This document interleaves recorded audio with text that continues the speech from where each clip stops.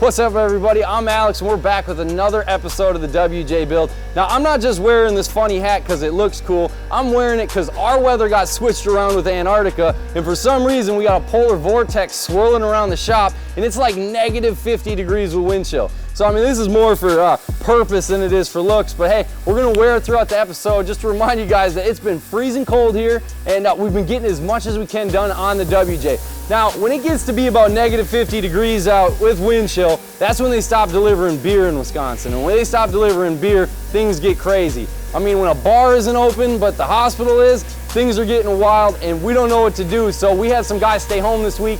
We didn't want them braving that kind of cold. We wanted them to stay home and warm with the families since school and everything else was canceled. And since the governor kind of said it was a state of emergency, we figured we'd give the boys a day off. But we're back in the garage today breaking down the WJ. We're gonna go over what some of the parts cost. I know we saw in some comments in previous episodes, people are asking, hey, how much does this cost? How much would that cost? And now this whole bill, we wouldn't want to really tell you the entire price right away, just because it's an ongoing build and the price is going up, but also because there's a ton of people out there that are gonna be like, what the heck are you doing? 30 grand into a WJ, you're nuts. Now the bill isn't there yet, but it could get there with everything that we're doing over the next couple years of building this thing if the customer keeps coming back and wanting to do more to his WJ. But for today, we'll break down what the lift costs, what some of these different pieces we added cost. That way you can get an idea if you wanted to do a modification similar on your WJ, you know, what it's gonna cost you and maybe what kind of labor it would take to get it done.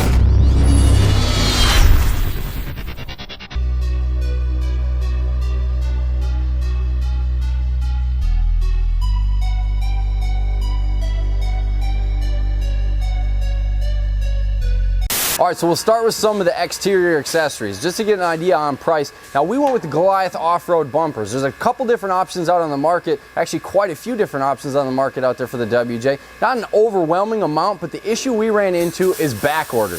Now, when you get some of these custom-made parts, things can take a while, and the customer was waiting forever to get some different bumpers. We're not gonna name drop those ones because we like to respect everybody out in the game, but those ones took like 6 weeks, 8 weeks, almost 12 weeks just to hear back and say, hey, you know, we're not going to be able to get them to you as quick as we thought. So we ended up going with these Goliath bumpers because the shipping was ready to go. They were going to send them out and we're going to have to wait too long. Now these range in price starting at about $570, you know, depending on finish, and go all the way up to 800 bucks. And with a lot of these different bumpers, you can add on the accessories, like this particular option to add the 2-inch receiver. That'll run you about another 100 bucks. If you want the black wrinkle coating, that can run you about another 100 to 200 bucks. And then the rear bumper pretty much comes set up standard. You know, the one thing you can add is the hitch, and then you've got your finish coatings. And then for the front bumper, that's where the options get a little bit wilder from Goliath.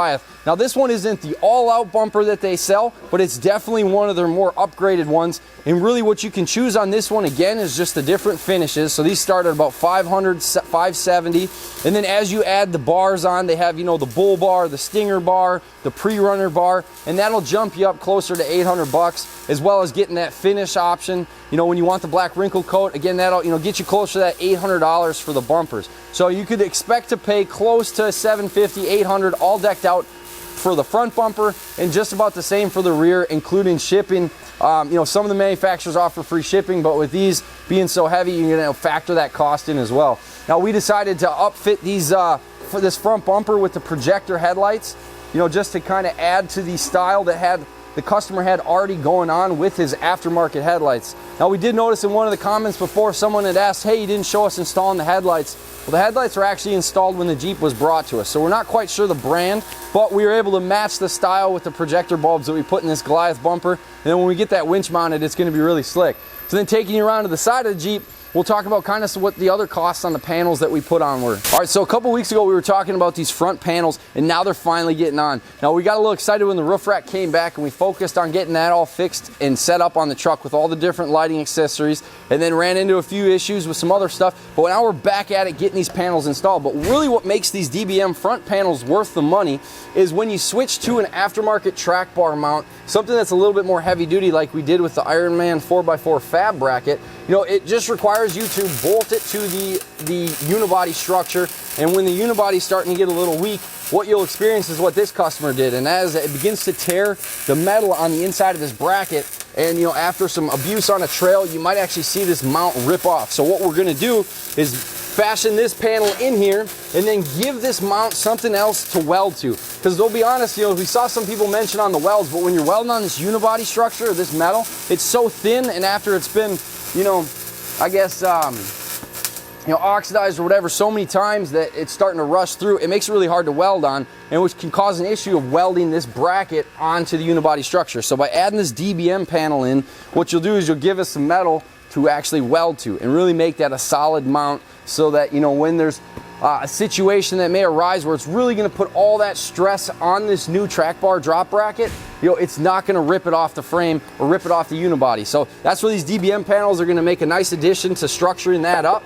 You know, you'll see on the other side, we'll kind of show you real quick, you know, this side's a little bit more straightforward. You know, this panel's going in real nice, it fits really good, so guys over at DBM really make a quality product.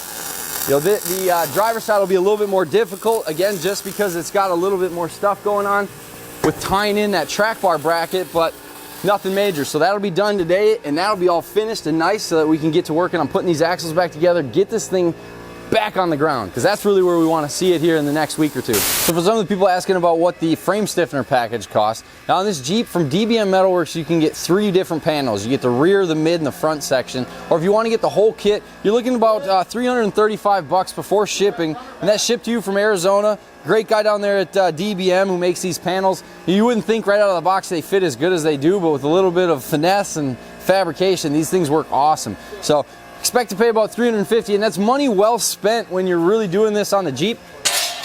And the reason for that is because the unibody isn't that thick, so you get to strengthen that while still, you know, spending just a little bit of money. But again, with that type of installation, you know, the labor cost outweighs the price of the parts by, you know, twice, 3 times, 4 times sometimes. So that's another thing to consider, you know, when you're considering doing that. If you're doing it yourself, you know, $335 isn't a bad investment. If you're having a shop do it, you know, expect to pay quite a bit for labor for installation, because it's not just a slap it up there and weld it. If you want it done correctly, it's going to take a little bit of time. The other thing people were asking about was these rub rails in the back. Now, DBM makes these panels with or without the bar. Now, we got it with the bar and then fabricated our ladder rack to the Safari rack. So if you want to get just the rub rail or just this rub rail panel, you know, $230, $200. And if you want to get it with the rail, you know, you're looking at about $250 before shipping. And then if you want to have it fabbed up like we did, again, you're looking at just material and labor costs that go up from there. But to give you a rough idea of what the rub rail costs, you know, figure about $250 with just the single bar. All right, so some of the people asking about the Safari rack. Now, that's a product from Kevin's Offroad, and that'll run you close to $900 for the rack. Now, again, we went a little bit extra, tied in the DBM side panel rub rails with that Kevin's Offroad roof rack. So all in all, you know, that's probably about a $1,500 to $2,500 you know, piece install with all the extra stuff if we built it here. Now, again, if you built it yourself, you'll save a little bit of money. But to get you that idea, about $900 for the Safari rack.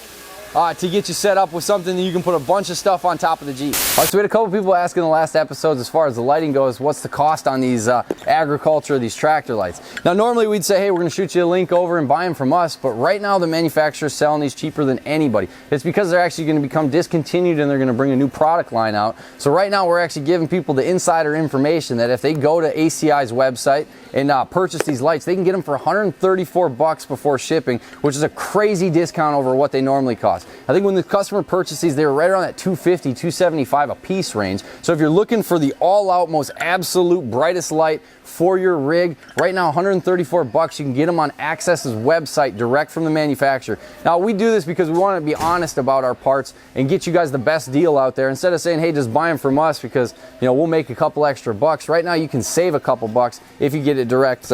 So with that little bit of inside information, if you're trying to get these floods or the spotlights from Access, you know, with having that 8100 lumens, right now on the website you get that deal. And you know, for the other parts though, we can definitely hook you up. So if you have any questions, make sure you throw it in the comments, you know, as far as pricing on different parts for this Jeep, and we can help you get set up if you're looking to get your WJ or any of your other rigs set up for the trail. The other part people maybe were asking about is these rock sliders from Kevin's Offroad. These are about $380 before shipping, and definitely a solid piece. This thing's really heavy. So if you're looking for that extra piece to add to your WJ to be able to slide across the rocks without wrecking your rocker panels, you know, this Kevin's Offroad piece is definite must. Now there's a ton of people out there that make them, so you can kind of pick and choose your style, but the customer wanted to stick with these panels to match the Safari roof rack. All right, so we're excited to tell you guys, and we've kind of been holding it back about the audio side of what we're doing with this Jeep build. Since it's been so trail oriented, audio didn't seem that necessary, but the customer really likes to have some bass in his vehicle, and he opted to go with what we would think is one of the better, and some people might regard it as the best sound. Oh, perfect. Actually, this works out great because I'm talking about the sub right now. Sweet. So okay, so the customer decided to go with a 13W7 anniversary edition subwoofer. And to some of the guys out there, JL's like on the high end for sound quality. And I mean, to give you a quick idea of really what he was all going for, the customer really likes the flat response on low frequency. So he opted to go with a sealed enclosure, but to hold, you know, a 13W7 or a 13.5-inch subwoofer, he's gonna have to have some beefed up box. It's got to be along the same lines as the rest of the Jeep, and that's why we went with this 1x1-inch square tubing 14 gauge as to build an exoskeleton for the enclosure for the subwoofer.